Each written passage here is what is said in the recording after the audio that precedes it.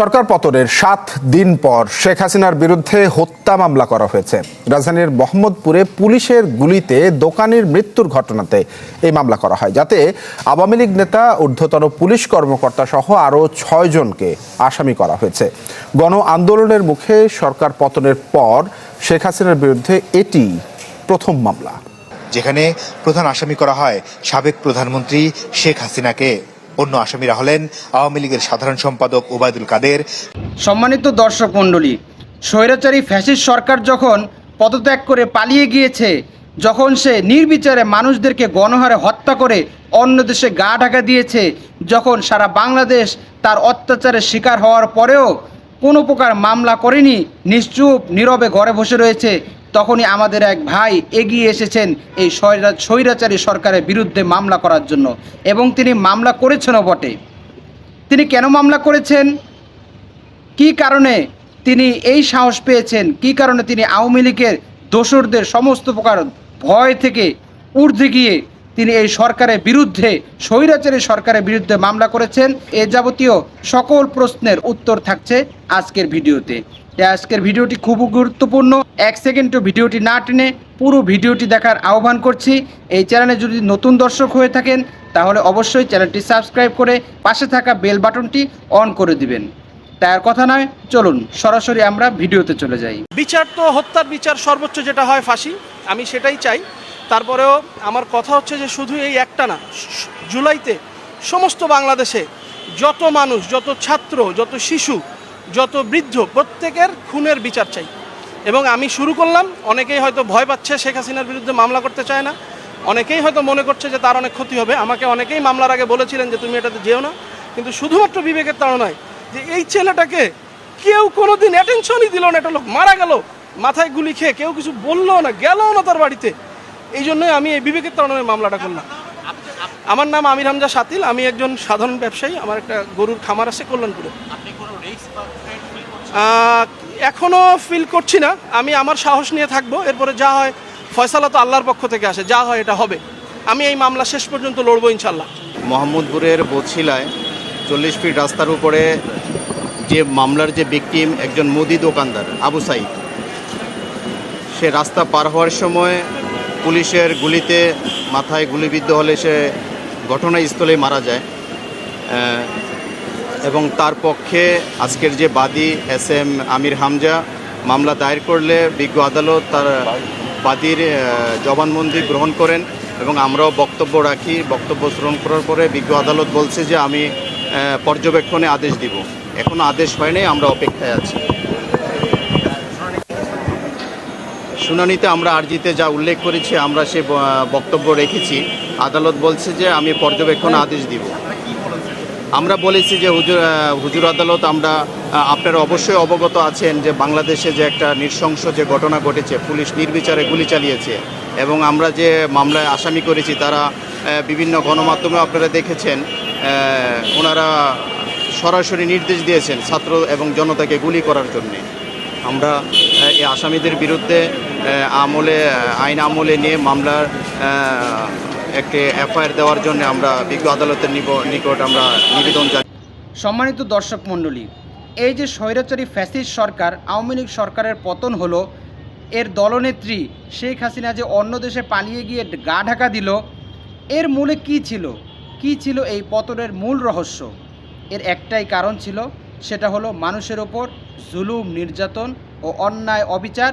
এর সর্বশেষ এর মূল কারণ একটাই, সেটা হলো জুলুম। যখন মানুষ অন্যায়ভাবে, অবিচারভাবে, নির্বিচারে যখন মানুষের উপর অত্যাচার করতে থাকে, নিজের ক্ষমতার গদি টিকিয়ে রাখার জন্য যা ইচ্ছা তাই করতে থাকে, আর যখন তার পতনের সময় ঘনিয়ে আসে তখন সে পদে পদে ভুল করতে থাকে। আমরা সাবেক প্রধানমন্ত্রীকে দেখেছি, সে যেরকমভাবে আয়নাঘর সহ এমন কোনো অপকর্ম নেই নিজের ক্ষমতা টিকিয়ে রাখার জন্য যা তিনি করেননি।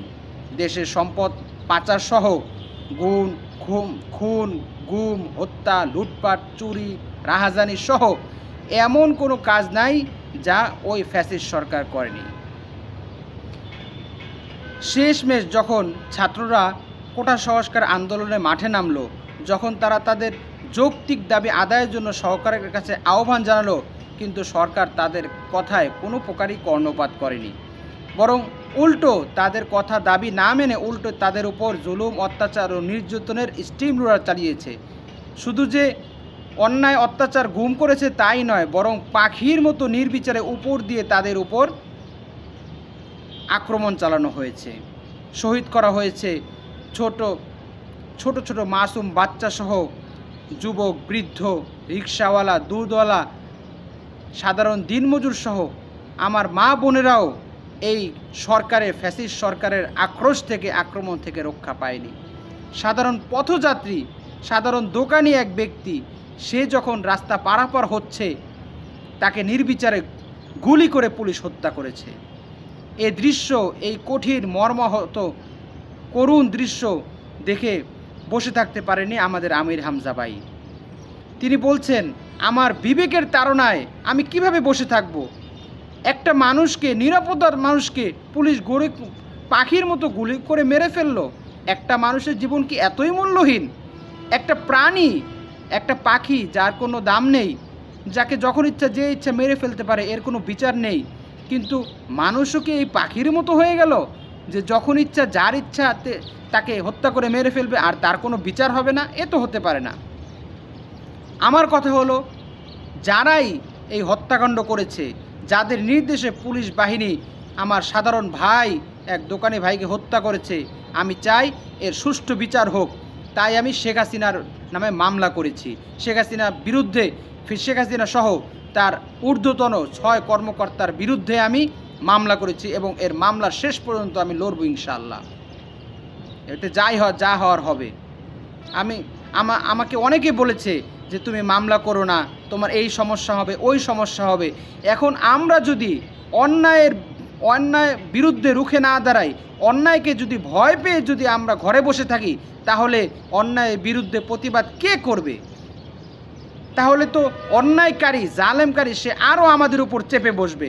সে বলবে আমি যা ইচ্ছা তাই করতে পারি, এর কোনো প্রতিবাদ হয় না, বাস সে একরোখা তার অন্যায় অবিচার চালিয়েই যাবে। আর আমরা সাধারণ জনগণ যারা আছি, আমরা তার ওই অন্যায় অবিচারের কবলে পড়ে নিষ্পেষিত হতেই থাকব। এই জন্য এই সাহসী উদ্যোগ নেওয়ার জন্য আমির হামজা ভাইকে আমরা সকলেই আমরা আন্তরিকভাবে শুভেচ্ছা জানাচ্ছি এবং সকল শ্রেণীর যারাই এই জালেম সরকারের নির্যাতনের শিকার হয়েছেন সকলকেই স্ব স্থান থেকে গর্জে ওঠার জন্য আহ্বান জানাচ্ছি।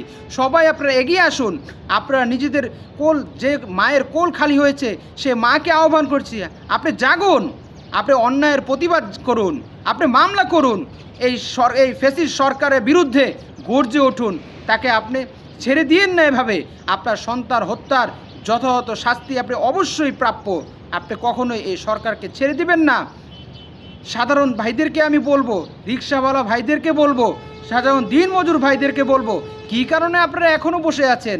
আপনার ভাইকে গুম করা হয়েছে, ওই স্ত্রীকে বলবো আপনার স্বামীকে হত্যা করা হয়েছে, ওই বাবাকে বলবো আপনার ছেলেকে অন্যায়ভাবে পাখির মতো নির্বিচারে তারা গুম করে হত্যা করেছে।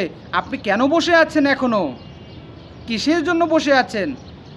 আপনি বিচারের দাবি করুন, আপনি ওই ফ্যাসিস্ট সরকারের বিরুদ্ধে গর্জে উঠুন, তার বিরুদ্ধে মামলা করুন, তার বিরুদ্ধে লড়ুন।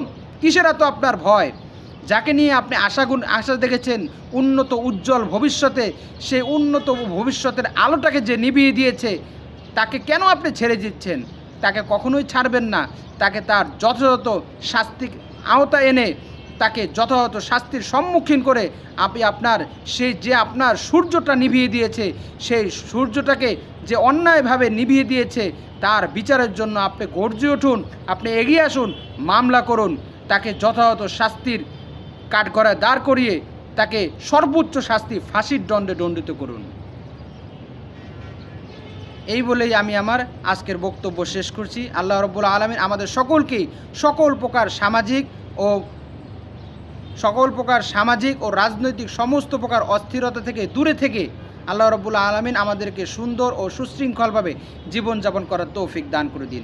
আমিন। ওয়া আখিরু দাওয়ানা আনিল হামদুলিল্লাহি রাব্বিল আলামিন। আসসালামু আলাইকুম ওয়া রাহমাতুল্লাহি ওয়া বারাকাতুহু।